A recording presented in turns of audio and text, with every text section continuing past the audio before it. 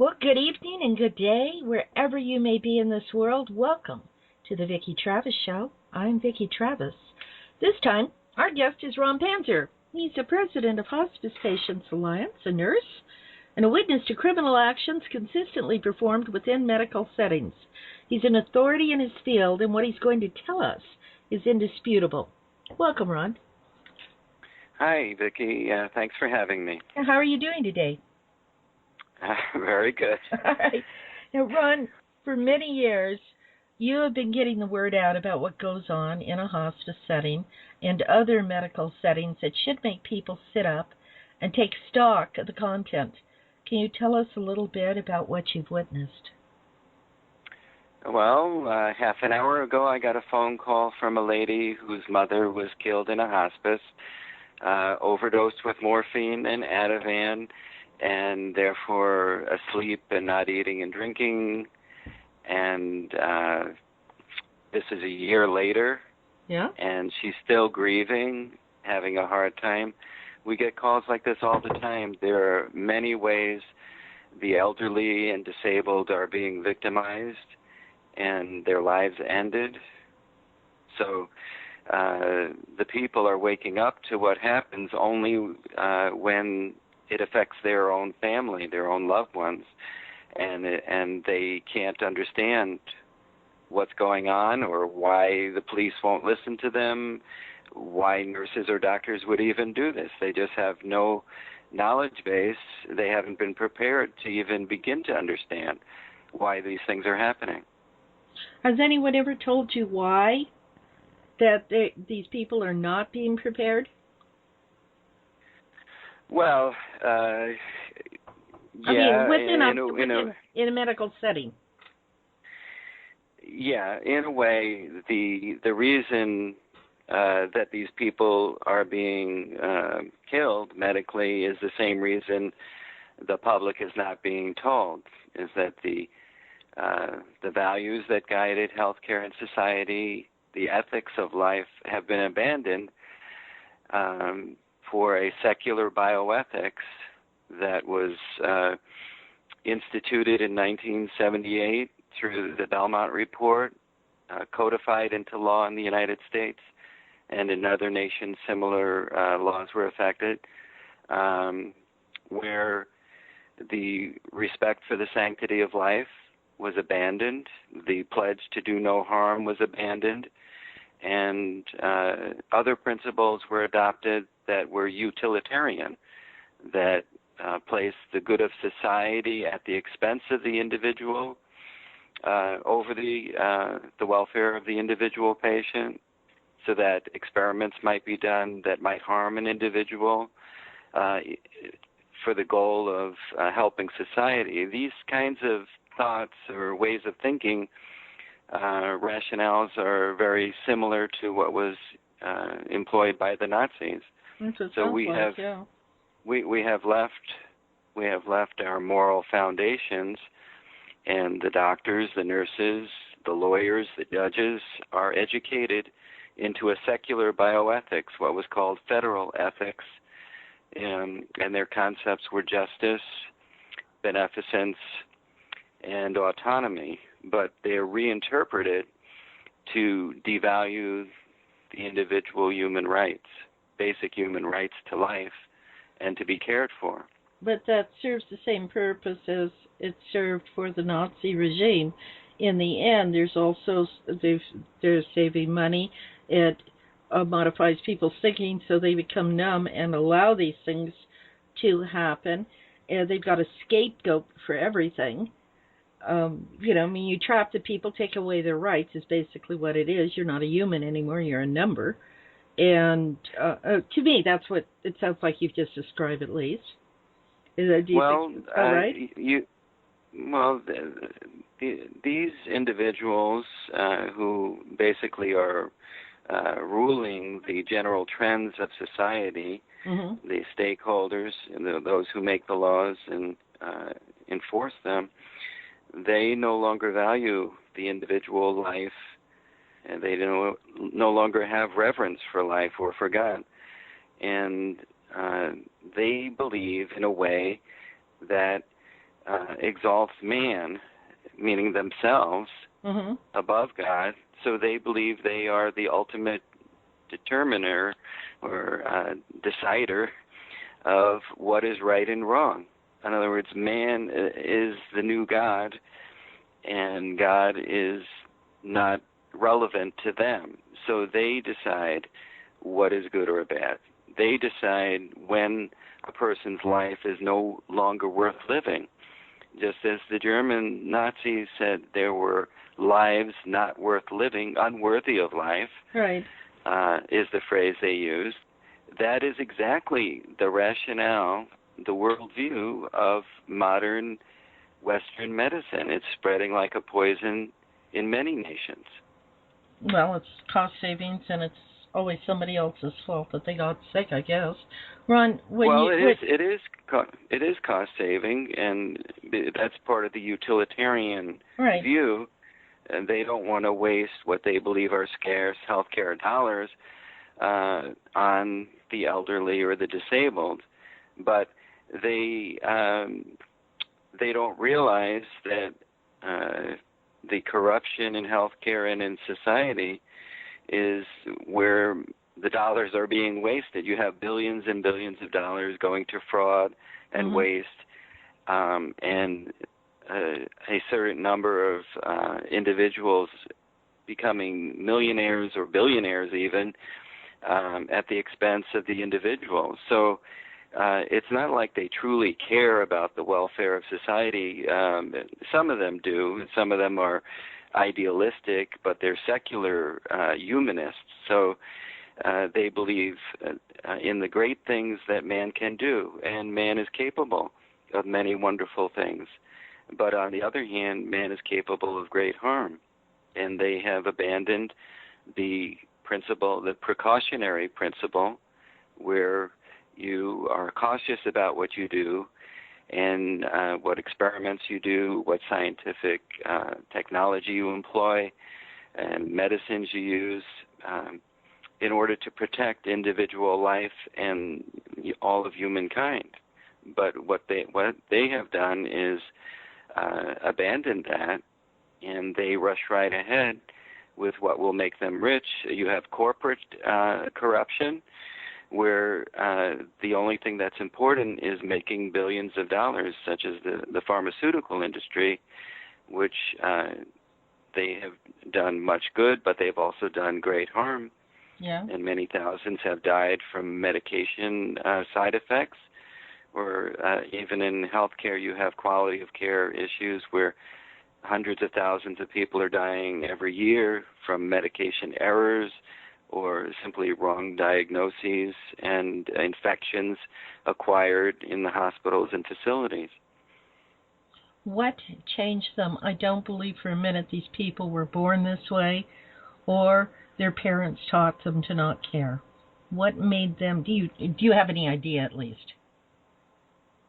Well, it's a problem that's part of human nature. We have a fallen human nature. We're imperfect. We're selfish. No, you're fading away. We're selfish and imperfect, and because of that, we become short-sighted, and we do things that are not for the good of others, and we forget that other person could be us one day. Yeah. In other words, if you care about life, you start to care about others, but when you're only concerned about yourself, then you do things that harm everyone, including yourself, over time.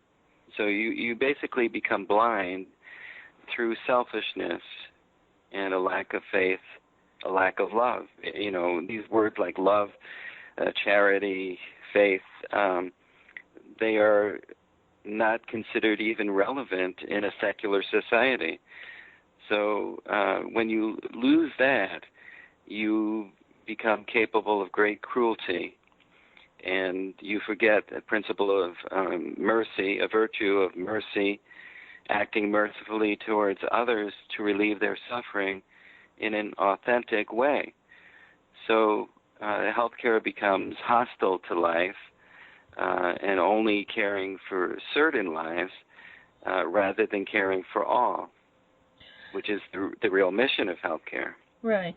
Now, several years ago, you saw medicine changing before they would actually care about a person. They would remember your name.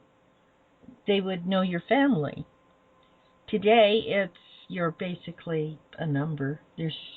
I don't think there's that many more people. I think it's the way it's set up. There has always been a division between those who have reverence for life and those who are more utilitarian or secular humanists. And even throughout history, you can go back thousands of years and find the same division. Some consider that the elite should decide, and certain lives can be expended. Eugenics comes along with that kind of thinking. Euthanasia, assisted suicide, abortion, all of these arise out of this other culture of death. But those were the minority before. Now they seem to be the majority. Well, they have always existed, but they have seized power. In other words, the basic foundation for Western society has been a Judeo-Christian ethic based in the Bible, the divine law, the Ten Commandments, that are not even mentioned in medical schools. They would laugh you out of the room. But these things are the foundation for our Western system of laws, and that has been abandoned.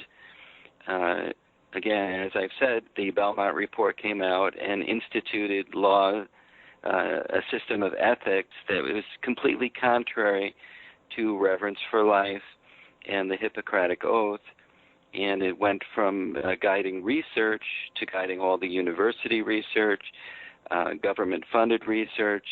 The United States, state, and local public health departments adopted it.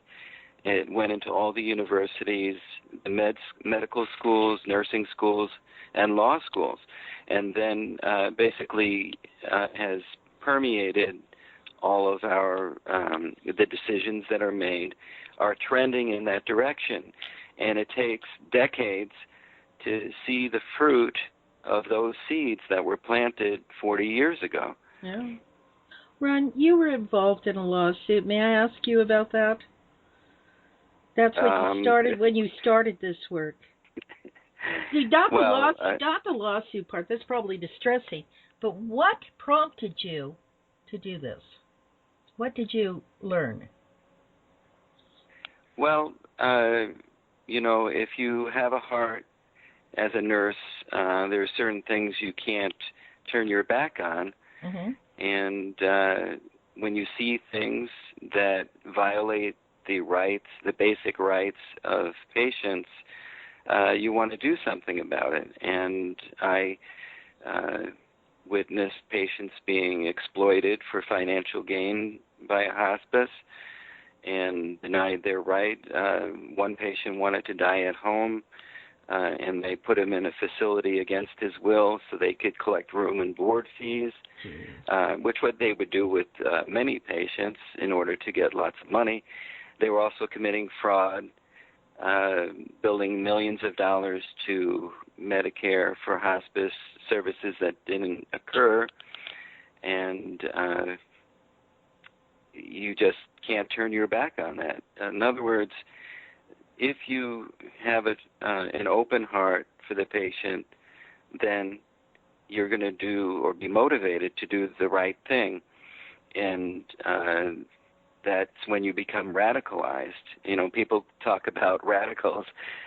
Jesus was the most radical of us all. He was a true man, truly human person, mm-hmm. who demonstrated how to care for people and set an example that you don't turn your back on others and you help them when you can. And when you are confronted with evil, then you have to do something about it in your own circle, in your own way, whatever you're capable of doing. Yeah, but you're using the word radicalized. I'm thinking integrity. They're one and the same apparently today? Well, they're not exactly the same. Integrity is a character of a truly human being. But doing the right thing. To some extent. Doing the right thing is having integrity in whatever your job is. Yeah. But being radicalized, see, people have an illusion. We have an understanding of reality that is not correct. It's not accurate. It doesn't correspond to what is really out there. So if someone goes into the healthcare system expecting to be cared for, and then their loved ones find that the patient is being killed or harmed, and nobody does anything about it, or they come to a point where they're confronted with the reality, not the image that they had of healthcare. Yeah. So they become radicalized in the sense they see things as they are. They see the truth of what is out there. And the world is, although there's much good done in the world, there's a lot of evil in the world, a lot of horrible, terrible things happening.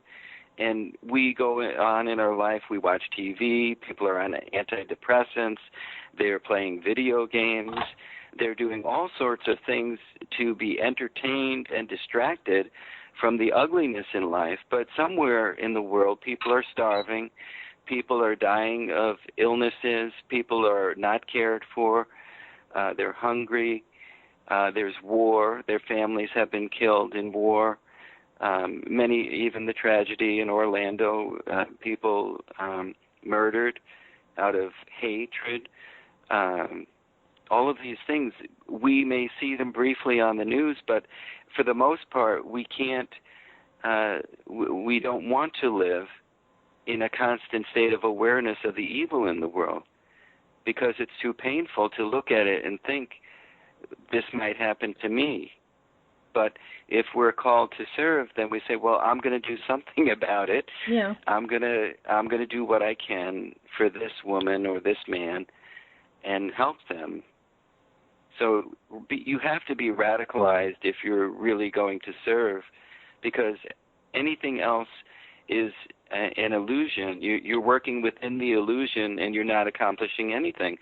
So those people who want to outlaw abortion, they want to outlaw assisted suicide or prevent it from being legalized, they want to prevent euthanasia from being legalized, and they get all these people together and say, oh, we have to stop legalization.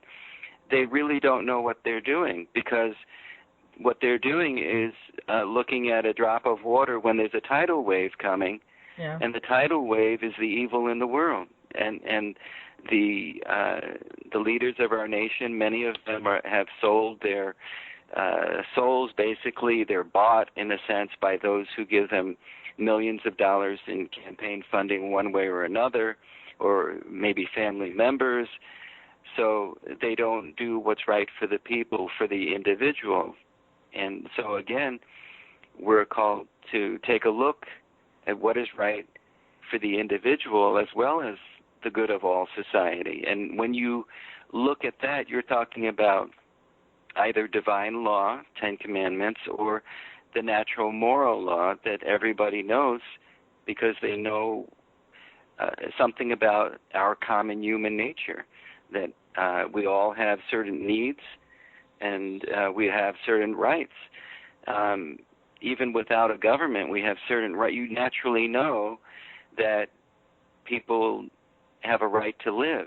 When someone is killed right in front of you, or a little boy 2 years old is seized by an alligator and drowned, you know how horrible that is, and you know in your heart that it was a terrible thing and wrong. It was an accident. It was something maybe it could not have been prevented. Maybe it could have been prevented, but you know that you didn't want it to happen, and the best thing would have been if we could have prevented those terrible things. So we know in our heart what is right and wrong, and we have to be looking at that. People are not going to find justice in the healthcare system if they try to pass a law without changing our awareness of what is right or wrong. We have forgotten what is right or wrong, and that our right to live comes from God. We are created by God. And we have to come back to that living relationship with Him. Otherwise, we're lost, because then man becomes the determiner of what is right or wrong. Mm-hmm. And in every society throughout history, man has done a really terrible job. Our history is filled with war and violence and all sorts of evil. No, wait. I want to stop right now. I want you to clarify. You're not saying go to church, people. You're saying you're personal. Yeah, I'm not. Yeah, with God, yeah, personally with God, not a church or anything organized like that. So we can clarify that. Well, that's what I'm saying is that we have to have a relationship Correct. with God. The idea that there's a kingdom of heaven is, that the kingdom of heaven is here now. It's something you have to feel, and that we have to reach out to Him directly, personally, individually, and have faith in the sense that we are doing something that is just as real as me talking to you right now. Right. And if you relate to God that way, like in Fiddler on the Roof, the father was talking to God all the time. And that's really how we should be in our life, whether not speaking necessarily, but mentally at least, in our heart, reaching out to Him, talking with Him. And then if you have that relationship, you cannot kill a patient, you cannot harm someone in a utilitarian way.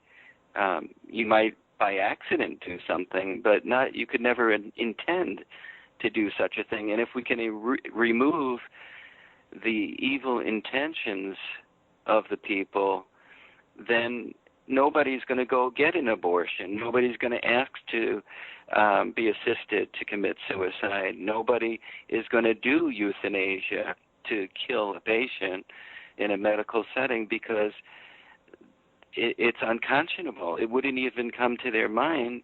It would be a horrifying thought, because that life is given by God, and it is not for us to kill. We are to care for each other, to act with a merciful attitude, to relieve suffering in the world, to do good for others, whether we're a farmer or a scientist or any kind of service worker, whatever we do, teachers, business people, fading military. Away. Yes. Yeah, we need to be serving each other and helping each other, and then you have what's called the culture of life.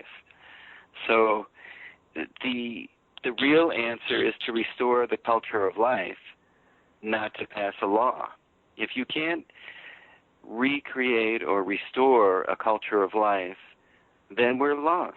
And any effort and I'm not saying people shouldn't try to stop legalization of assisted suicide, but if you cannot even speak the name of God or the divine law or talk about ethics in a way that helps to remind people of the culture of life, the foundation of all our law is the divine law. We have pictures of Moses or sculptures of Moses on the court buildings all around the United States. That's and in right. many other countries. Yeah. And there's a reason for that. These basic principles guide the culture of life. And that is what has to be restored. People have to be re-educated, or many people have not even heard of these things because they've been given a secular education, and these basic principles have not been taught to the people. And then when they go into a healthcare setting, they somehow expect to be cared for, but they don't remember why people should be cared for.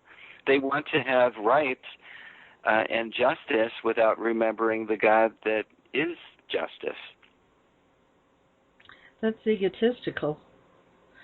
And actually, I wanted you to clarify this church matter, but you just have presented the best case for busy parents that don't want to take the time to teach their children right from wrong, Well, to send them to church yeah, where they'll learn it. well, Yeah. well, we become very materialistic, Yes. and it's nothing new. Mankind is we're prone to wanting to have more possessions. We think that if we have more wealth, more power, more name and fame, more pleasures in life, all of these things, then we're going to be happier, because it's our human nature to seek happiness.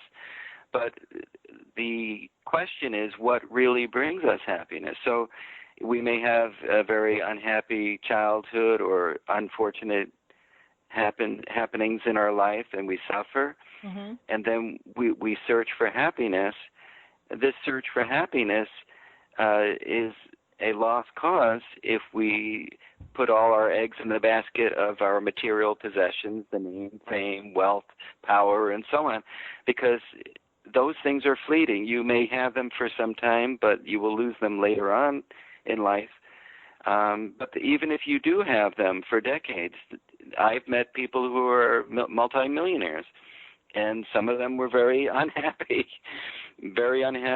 people. They are just like you and me. We have a common human nature. And those things, yes, we need a certain amount of food and water and clothing and housing and education and so on. We have common human needs, but we have higher needs of a spiritual nature that will bring us happiness.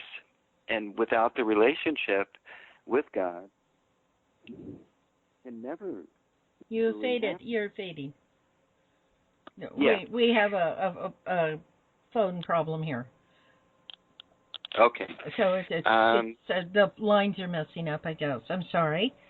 Can you say the people that you know who have killed, you saw this happening, what happened to them? Did they change?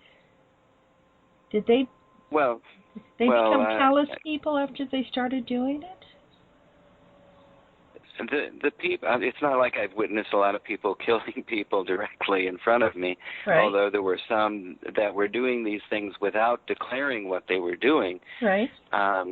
They believe in what they are doing, and they believe that either they're saving money for the government or society by killing the patient, and then they don't have to spend money to give them Social Security, Medicare, Medicaid, Mm-hmm. and services to the elderly or disabled. So there's a financial motivation, but there are others who believe wrongly that it's better to kill the vulnerable patients and put them out of their suffering. In other words, by killing them, they're relieving their suffering. They believe they are doing good, but they're doing an evil. So they are deluded. Yeah. They no longer have a sense of ethics that is in line with the divine moral law or natural moral law and the Ten Commandments, or even the Hippocratic Oath, do no harm. Yeah. So they are true believers in what they're doing. So it's not like, they're thinking, oh, I'm going to do evil, and, they really get off on it. Although there are some psychotic yes. Psycho nurse killers or doctor killers, there are some of those running around. But many of them are basically, they believe themselves to be good-hearted, doing the right thing, but they're doing terrible things. And they believe that quality of life is more important than sanctity of life. So when they adopt and embrace this idea that quality of life is the determiner of how long you should live, when people start suffering, then they say, well, I'm going to do good by killing the patient. I'm going to remove the suffering. They will no longer be suffering. So they are deluded, and like the blind guides leading the other, the people. They think they're doing good, but they're doing terrible things. Sometimes evil presents itself in such a manner that it presents an argument that you're if you do one thing that your heart tells you is wrong, then you're really doing good, and that's what it sounds like is happening to me. Well, some people are truly out of touch Yeah. with their heart, and Can if be they're led out of astray. touch with if they're out of touch with God, then their heart is not really open in the higher sense to feel the horror of what they're doing, and so their sensitivity is deadened. They're living hollow lives, and then they go through life almost in an unconscious way, not realizing what they're doing, just as all of us at some point have done some things that were wrong, and only later maybe we realized how wrong it was, and then we felt remorse for that. But these people have hardened their hearts and set their face against God and rejected him and what he's saying. So they have placed their own way of thinking and themselves above God, rejecting his law, do not kill. I mean, do not murder. So these things are adopted individually but promoted societally through, the Belmont Report and what's being taught in the schools, and then parents, young people who have rejected these things become parents, and then it's passed on generation to generation. So over decades of time, you have the culture of death ruling society and making laws that are evil, that turn everything upside down. You have a United Nations Agenda 21, you can look that up, that talks about sustainable development, and yet they want to control basically everything, every aspect of society in all the nations of the world, and will devalue the lives of many and control the farming and the industry, and basically institute a culture of death at a global level. And then they'll lower the standards, and if you break your leg, you can't walk anymore because it healed wrong. You're on the wrong list, and you can be euthanized. Well, if you're an older person, yes, you may not get that. You may be sent to hospice if you're 70 or 75 and you break your leg. At a certain point, maybe they'll just say, forget it. We're not going to spend the money on your leg, or we're certainly not going to do a heart operation on the arteries that's blocked. Yeah. We'll just send you over to hospice. Because unless there's money to be made in keeping you alive, they're not going to. I just see it being devalued further. And people talk so much about animal rights are superior to human rights, and then I think of the reasons that dogs and cats are euthanized. And you know what? They're euthanized for a lot of reasons that we would be appalled. Because they have hurt their leg. Because they did hurt their leg. Because they got old and they can't go for a run anymore. For a lot of normal things, animals don't have it, I don't think, that much easier than people. I certainly understand why people would want an animal more than having children around. They don't have to borrow the car. There's a lot less stress involved with it.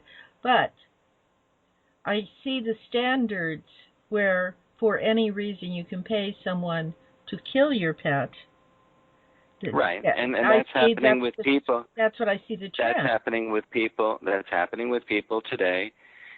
You have elderly patients or elderly individuals living in the community, and their adult children may put them into hospice simply because they want to seize their house or whatever estate they have, the money in the bank, investments, and so on.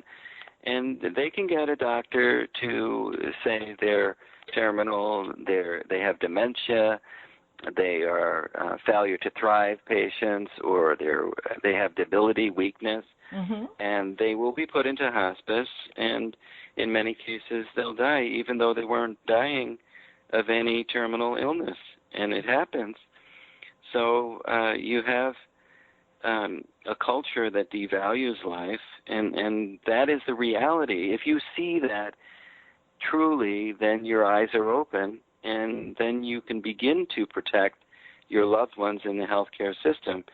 But there's a lot of things happening in the world.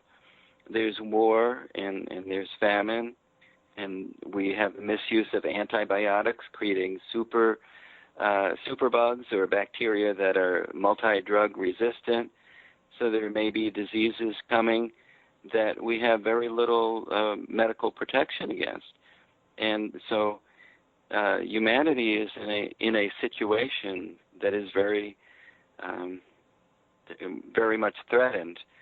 And people are concerned and worry about these things. But again, you can pass a law, and it's not really going to do anything about these worldwide problems. You have to restore a culture of life that respects the natural order of dealing with things, whether it's farming and giving the land a rest once every 7 years, and not just pulling stuff out of the soil year after year after year and using fertilizers or pesticides that poison the land and kill off the bees, and then you have crop failures or cancers and diseases coming because there's pesticides in the water, and all of us have some pesticides in our blood from what we're eating. We're creating the conditions for disease and famine and war by what we're doing collectively as a humanity across the earth. A number of people have mentioned all of these topics, and they feel hopeless because they have no authority, no power to stop it. They're ignored because a large corporation that can outspend them will stop them. Well, people have to get involved in whatever they feel called to do individually. Some people are called to work in patient care or advocacy. Some are called maybe to oppose the genetic modification of foods and animals, plants and animals, that have unforeseen harm arising over time. Certainly, there are problems that are going to arise, but everyone can do something, even if it's going to a nursing home and visiting a patient that's lonely. You are doing something. If you donate to a charity, you're doing something. If you participate, you need to do something in your own circle of life. Otherwise, you are living a hollow life, because each of us is called to do something. Someone might be gifted with a voice that can sing. Well, if they don't follow their heart and develop that gift, then they're not doing what would be the best thing for them. So each of us has a gift, and each of us can do something. People shouldn't think that, oh, I have to change the whole world. Right. We can do something. Start with whatever small thing we can do that you can do in your life. Maybe you can go to a food pantry and help hand out food, or you can visit the prison. Jesus talked about visiting the prisons, helping the poor. We can do those things, but you can also talk to the legislators and join a movement that is trying to do good things. And, well, you may not succeed on the world scale, but you succeed at least with the person that you have helped. And you have to do that. And if everybody did that, we would have a culture of life. You see? So there's you our can't downfall. Be thinking about doing everything. Yeah, there's our downfall. Everyone thinks they must do everything. I don't know why. Right. I don't know why. Because it hasn't been done, and they figure they'll go out and fix it themselves, instead of everyone doing a little something at a time. Well, we're just one human being. We're a man or a woman in the world, and we have to do something in our world. However big our circle is, circle of our life, the people we know, that's who we need to work with, whether it's patients or family members or people on the street, whatever we can do. Each one is called to do something, and we have to start listening to that voice and doing something, and then the world will change. But there are some things we may not be able to change, and then we have to leave that in God's hands. There's nothing more we can do. I always have believed, on heaven, in heaven as it is on earth, it works both ways. It's what goes on there and what goes on here. They're both, merging. I thought we were supposed to, remember, in heaven, or on earth as it is in heaven. You're supposed to help other people. It's just that egotistical problem of I will go out and change everything because no one else will is a major problem. Human flaw, I guess. It's the same ego or self-centeredness. Yeah. Even in doing good, we can be self-centered and prideful, thinking I'm going to be great doing all of this, or I have to do something great because I want to be great. And that is totally wrong thinking. I don't think it's just they want to be great. I think it's they must do something, and the evil faction, I don't know what other word to use for people that refuse to acknowledge something must be done when there's murder or disfigurement or experimentation that has harmed a person, and they go to the authorities and they're laughed at. I think they feel they must do something, but I don't think it's an ego thing necessarily. It's like they're compelled to do something. Yes, but they have to do spread the word about what is going on. Right. Help people to remember what is right and wrong so they stop doing these things. Very much, yeah. But sometimes the answer is not overnight. You can't just call someone and have a problem fixed. A lot of people want to call the authorities, the government, and we've had people who contacted every single agency in government that exists, and I've called many of them, or written letters and complaints, and yes, nothing gets done because we have a culture of death elite ruling the legal actors in government. Basically, the power structure is controlled by people who do not have reverence for life, who will not honor the patients, and therefore abandon their duty to the law and to the individual citizen. So these are generational struggles, just like Judy Brown of American Life League and others have been working for decades to stop the killing of the unborn and stop these evils and to educate people. These are generational struggles to do that. It's not something that happens overnight. The hearts and minds of the people have to be changed. And that's how you restore the culture of life. And that is the real solution. To lead by example. To lead by example, and others will follow. Well, yes, but that example has to be much more than what you or I are doing. All right. If we were truly faithful to God and saintly people, and none of us really are, but if we were, and there have been a few of them, those people changed the world. Mother Teresa of Calcutta, St. Francis, so many wonderful, wonderful people. They were human beings, but they gave their heart and their lives to God, and they did such wonderful things, and they changed the world for the better. Yes, they were still evil in the world, but they inspired many. They helped thousands or even millions, and that's all we can do. That's what we need to do, is to live that kind of life, living a life of charity or love, being faithful, being just to others, expressing mercy in what we do for our patients, being humble enough to recognize our own limitations before God and others so that we don't, go off and do really harmful things, being honest with others, not doing fraud in business or relationships, and being loyal to others around us. All of these things, these virtues, are part of the culture of life. And I wrote about these in my book, Restoring the Culture of Life, The Ethics of Life in Healthcare and Society. And how can people find that book? It's on the website, hospicepatients.org, the Hospice Patients Alliance website.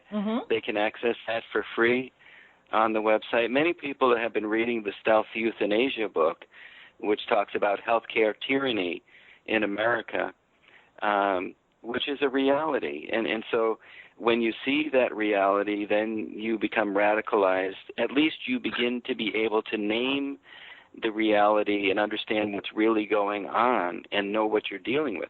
You can't solve a problem until you know what you're dealing with. But those two books go together. And most people, they'll look at the Stealth Euthanasia book to understand outwardly what is happening and all of this information that has been censored by the major media and government, withheld so the public doesn't know.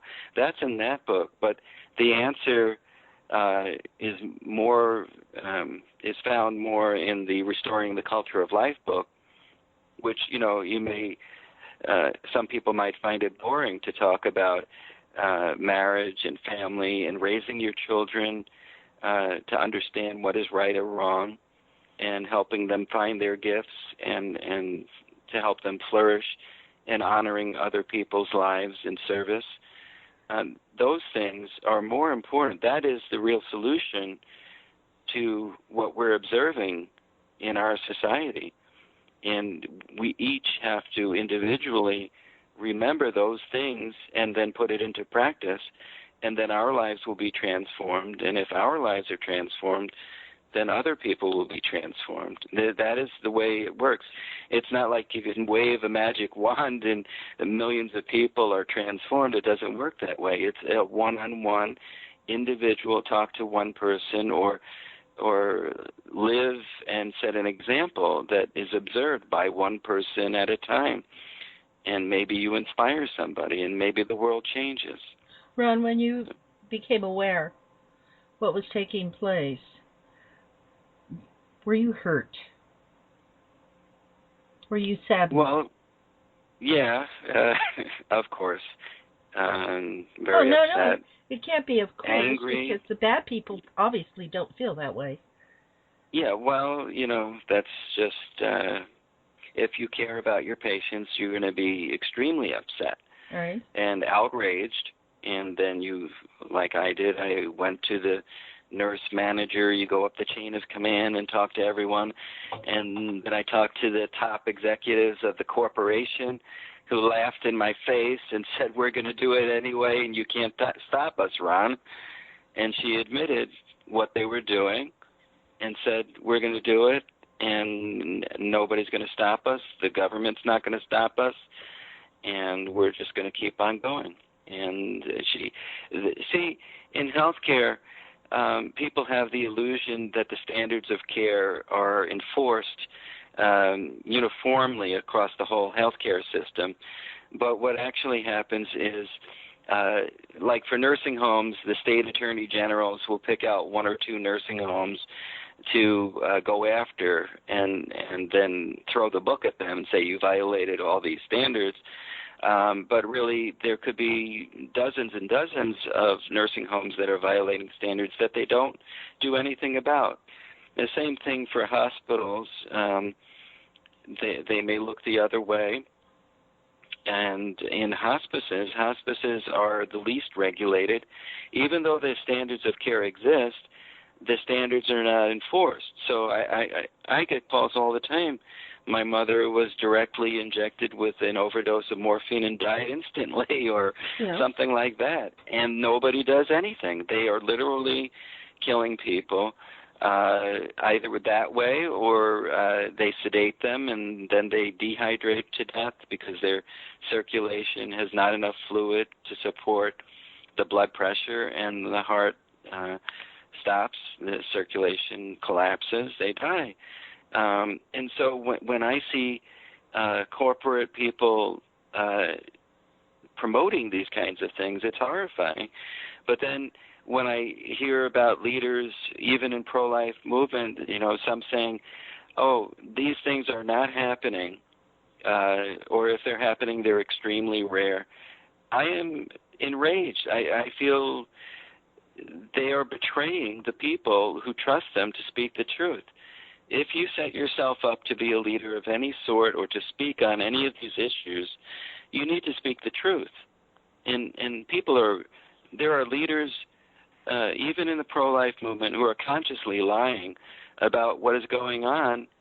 So then people trust them. They go into hospice, and then something horrible happens, and they can't believe it. And I get the calls.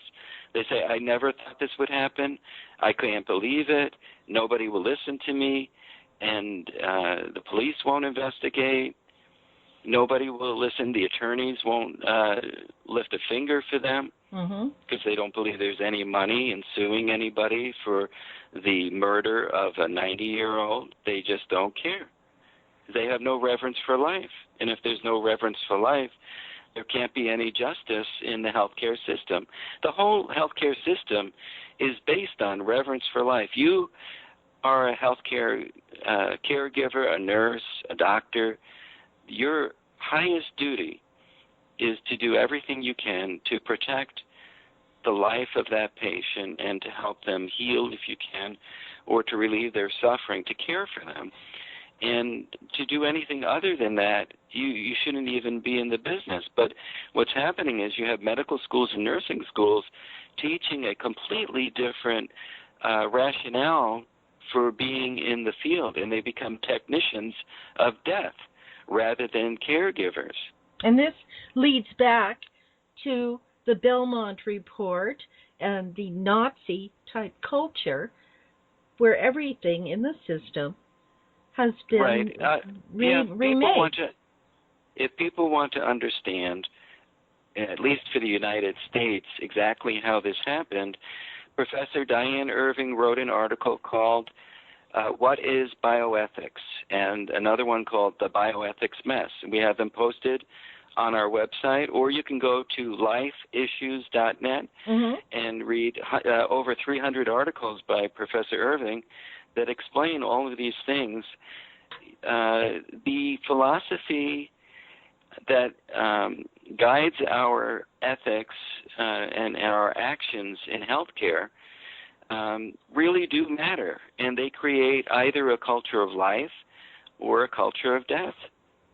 And without that reverence for life and for God, then you become a humanist or a utilitarian, and you're going to devalue others and at some point kill people, whether it's eugenics, in vitro fertilization, in artificial reproduction, or in a healthcare setting where you decide to kill certain people because of their disability or a disease process or simply because they're elderly. So for anyone listening, Diane Earthing is one of the people that was there when these bioethicists were created. When the field was created, she's first-hand knowledge of this. Yes, she knows all the big players in secular bioethics and Christian ethics as well, but she has a PhD in bioethics as well as the history of philosophy, so she understands the trends in man's thought over human history and how people have arrived at these different systems. In other words, if people talk about, quite often they'll say, don't impose your ethics on me, don't tell me what's right or wrong. And then what they do is set up their own ethics. Even secularists have their own ethics, which actually end up in killing certain people. So they're imposing their ethics. There is no neutral ethics. People who say, don't judge me, they themselves are judging people all the time. They're judging the people who they think are judging them. So it's human nature to judge. We are not to judge the heart of other people, in terms of whether they're saved or not spiritually. But we can and must, and we do, judge people's actions, whether they're right or wrong, all the time. So you have people who are interested in promoting chaos in society, anarchists. You have socialists. They all have their own ideas of what is right or wrong, and they do impose it on others, just like Stalin and Lenin in the Soviet Union and Mao Zedong in communist China and Castro in communist Cuba. They impose their idea of right or wrong and then imprison political prisoners for 20 or 30 years. And the horrors of what was done in the name of secular humanism is more people killed under secular humanistic governments than ever was done under any religion or Christian faith. And so we have to understand we're going to have one system of ethics or another, and there's always going to be one form of that ethic that is embraced by our government and enforced by our government. And if we don't return to reverence for life and a Judeo-Christian ethic, then the life of the individual will be devalued, and health care becomes health killing at some point or another. Some people are sacrificable, they're dispensable, and that's what you're up against. But you have people saying, respect us, don't kill us, if they're disabled, but don't associate with pro-life or religion. Well, I'm here to say that they're deluded.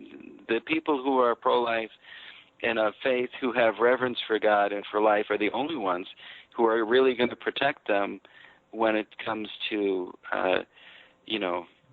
their life and the threat to their life. So we have to understand God is a reality. He is the reality, and the source of our life. And if we don't honor Him, then we have nothing. We don't have a healthcare system. You're just going to have arbitrary rules, basically what barbarians might have done. Oh, you said the wrong thing, we're going to cut off your head, or kill you, but one way or the other. Basic rules, which revolve around the Ten Commandments, I think might have been set up because human nature is to do the opposite of what the rules are, and it keeps a civilized society. Well, you don't need rules if you're perfect, but all of us are imperfect. Yeah. I don't so know yes, we were given the divine law out of perfect love to guide us how to live a life that would bring happiness. Yeah, and we're messing it up terribly. Yeah, we're allowing yes, we are allowing it to be messed up by people that should know better, probably raised better than they're acting, maybe won't even let their own children act like them. And gosh, we've got a big problem in this country now. Ron, our hour is about up. If people could come away from this program with just one piece of advice, what would it be? Revere God and revere life, and then you'll do the right thing. You'll know what to do. That sounds wonderful. Yes. With that, I'd like to thank you for being a guest on this program, and to the audience, thank you for tuning in to the independent Vicki Travis Show. Hasta luego. Until next time.